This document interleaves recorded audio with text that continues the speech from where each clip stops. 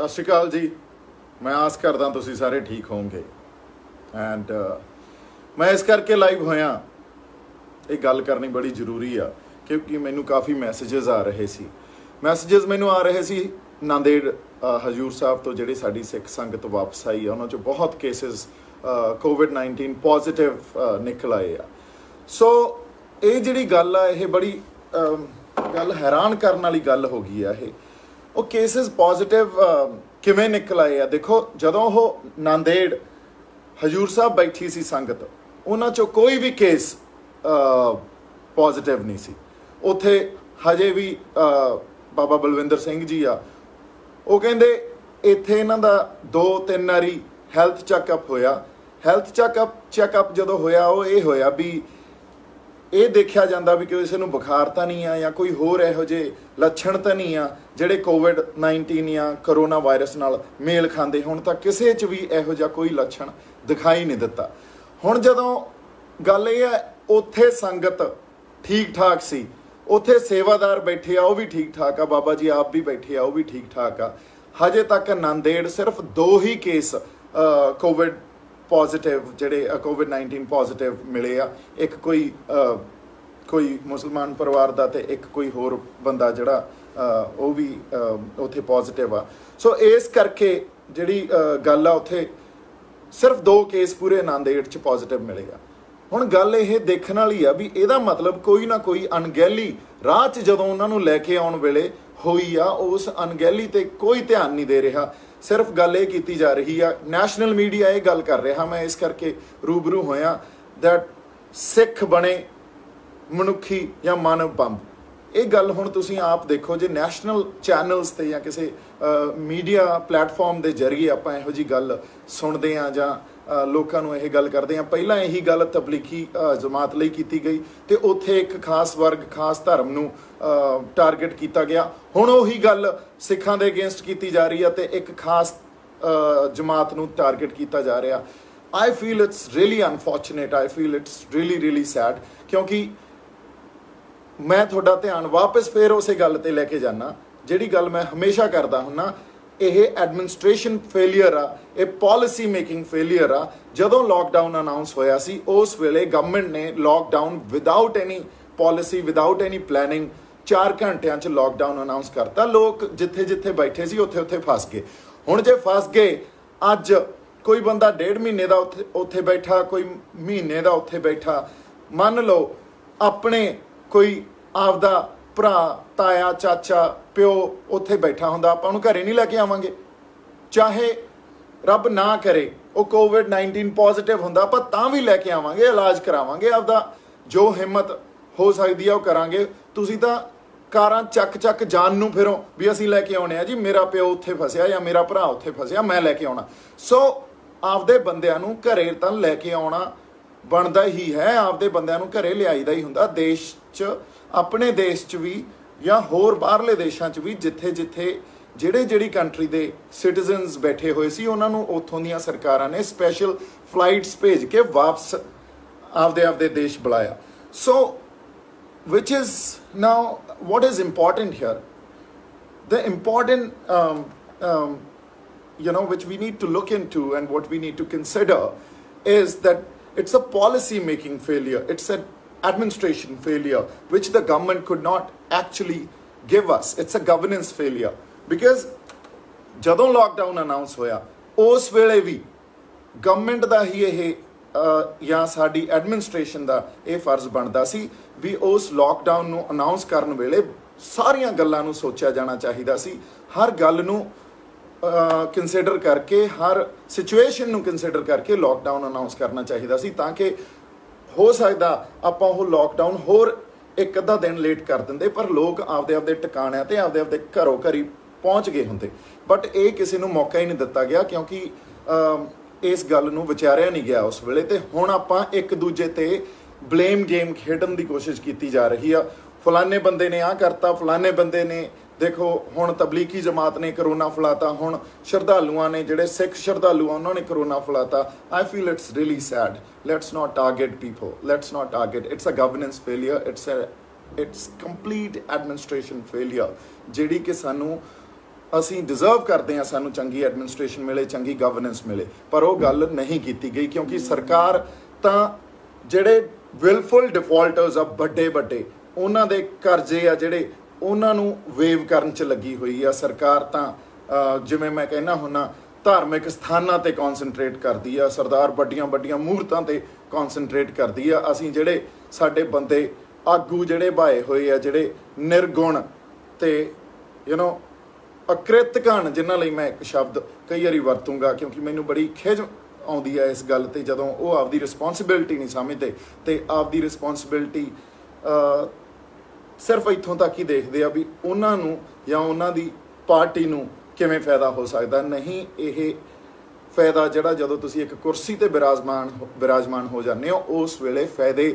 ਸਿਰਫ ਤੁਹਾਡੇ ਤੱਕ ਜਾਂ ਤੁਹਾਡੇ ਲੋਕਾਂ ਤੱਕ ਸੀਮਿਤ ਨਹੀਂ ਹੁੰਦੇ। ਉਦੋਂ ਹਰ ਵਰਗ ਦਾ, ਹਰ ਬੰਦੇ ਦਾ, ਹਰ ਇਨਸਾਨ ਦਾ ਭਲਾ ਸੋਚਣਾ ਪੈਂਦਾ। ਸੋ ਇਸੇ ਕਰਕੇ ਸਟੇਟਸਮੈਨ ਪੈਦਾ ਕਰਨੇ ਜ਼ਰੂਰੀ ਹੈ। ਇਸ ਕਰਕੇ ਲੀਡਰਸ, ਪੋਲੀਟੀਕਲ ਲੀਡਰਸ ਨੂੰ ਪੋਲੀਟੀਕਲ ਲੀਡਰਸ ਤੋਂ ਉੱਤੇ ਉੱਠ ਕੇ ਸਟੇਟਸਮੈਨ ਬਣਨਾ ਚਾਹੀਦਾ।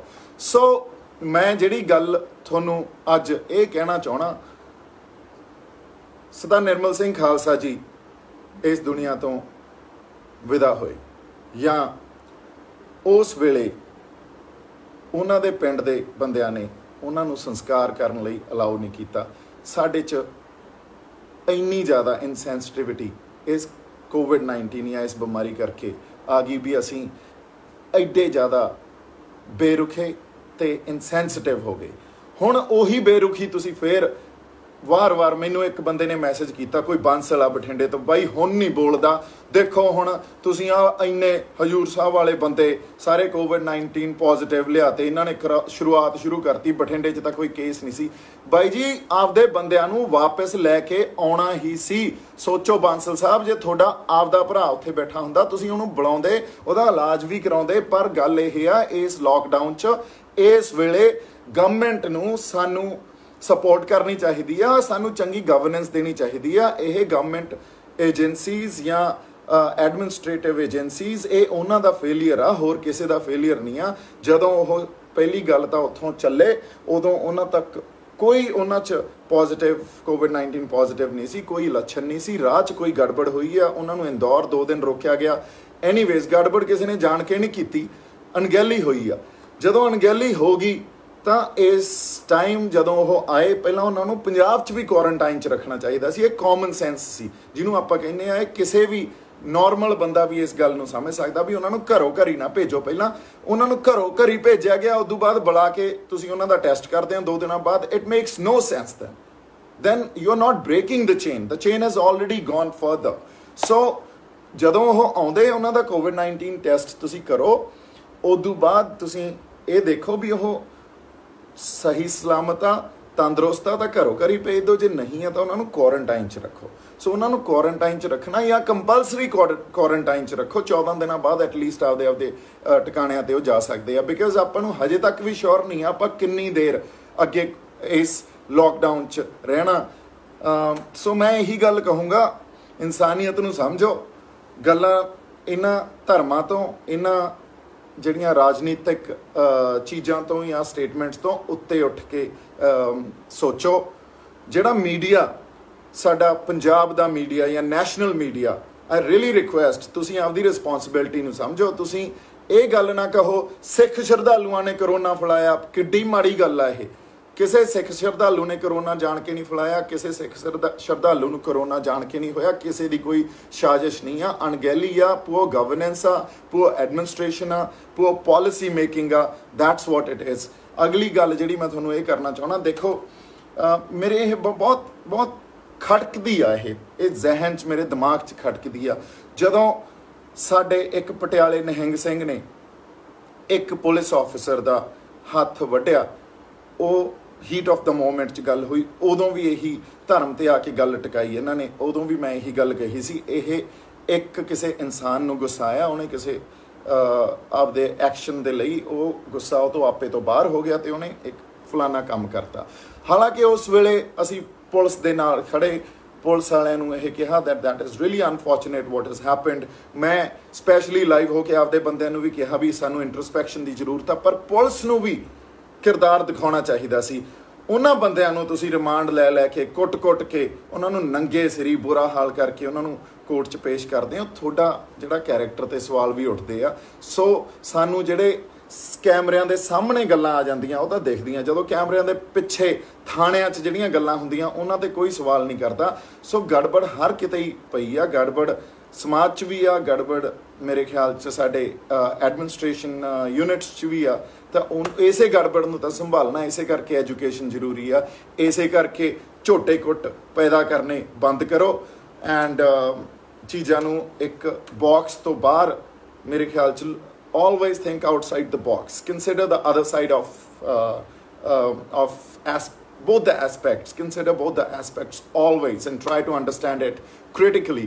So critically ਜੇ ਆਪਾਂ ਚੀਜ਼ਾਂ ਨੂੰ ਦੇਖੀ ਜਾਂ critically ਆਪਾਂ ਉਹਨਾਂ ਨੂੰ ਅੰਡਰਸਟੈਂਡ ਕਰਨ ਦੀ ਕੋਸ਼ਿਸ਼ ਕਰੀਏ ਤਾਂ ਇਹੀ ਗੱਲ ਆ ਵੀ ਕੋਈ ਧਰਮ ਕਿਸੇ ਦੇ ਲਈ ਮਾੜਾ ਨਹੀਂ ਆ, ਕੋਈ ਵੈਰ ਨਹੀਂ ਸਿਖਾਉਂਦਾ। ਤੁਸੀਂ ਧਰਮਾਂ ਨਾਲ ਜੋੜ ਕੇ ਨਿਊਜ਼ ਦੇਣੀਆਂ ਬੰਦ ਕਰੋ, ਲੋਕਾਂ ਨੂੰ ਧਰਮਾਂ ਦੇ ਵਿੱਚ ਵੰਡਣਾ ਬੰਦ ਕਰੋ। ਮੀਡੀਆ ਵਾਲਿਓ ਤੁਹਾਨੂੰ ਵੀ ਮੇਰੀ ਹੱਥ ਜੋੜ ਕੇ ਬੇਨਤੀ ਆ, ਲੋਕਾਂ ਨੂੰ ਵੀ ਹੱਥ ਜੋੜ ਕੇ ਬੇਨਤੀ ਆ, ਸਿਰਫ ਗੱਲ ਹੋਣੀ ਚਾਹੀਦੀ ਆ ਇਨਸਾਨੀਅਤ ਦੀ ਤੌਰ ਤੇ ਗੱਲ ਹੋਣੀ ਚਾਹੀਦੀ ਆ। ਜੇ ਕੋਈ ਕਰੋਨਾ ਪੋਜ਼ਿਟਿਵ ਆ ਗਿਆ, ਜੇ ਕੋਈ COVID-19 ਪੋਜ਼ਿਟਿਵ ਆ ਗਿਆ ਤਾਂ ਉਹਨੂੰ ਇਨਸਾਨ ਦੀ ਤਰ੍ਹਾਂ ਹੀ ਦੇਖੋ, ਉਹਨੂੰ ਉਵੇਂ ਹੀ ਦੇਖੋ। ਹੋ ਸਕਦਾ ਤੁਹਾਡਾ ਕੋਈ ਫੈਮਿਲੀ ਮੈਂਬਰ ਹੋਵੇ, ਜਾਂ ਇਹ ਦੇਖੋ ਉਹਨਾਂ ਦੇ ਫੈਮਿਲੀ ਤੇ ਕੀ ਬੀਤਦੀ ਹੋਊਗੀ ਜਦੋਂ ਜਿਨ੍ਹਾਂ ਦੇ ਬੰਦੇ ਬਿਮਾਰ ਹੋਣਗੇ। ਜੇ ਤੁਹਾਡਾ ਰੱਬ ਨਾ ਕਰੇ ਕੋਈ ਬਿਮਾਰ ਹੋ ਜੇ, ਤੁਸੀਂ ਇਹ ਗੱਲ ਮਨਜ਼ੂਰ ਕਰੋਗੇ ਵੀ ਜੋ ਜਿਸ ਤਰ੍ਹਾਂ ਦੀ ਨੈਗੇਟਿਵਿਟੀ ਫੈਲਾਈ ਜਾ ਰਹੀ ਆ।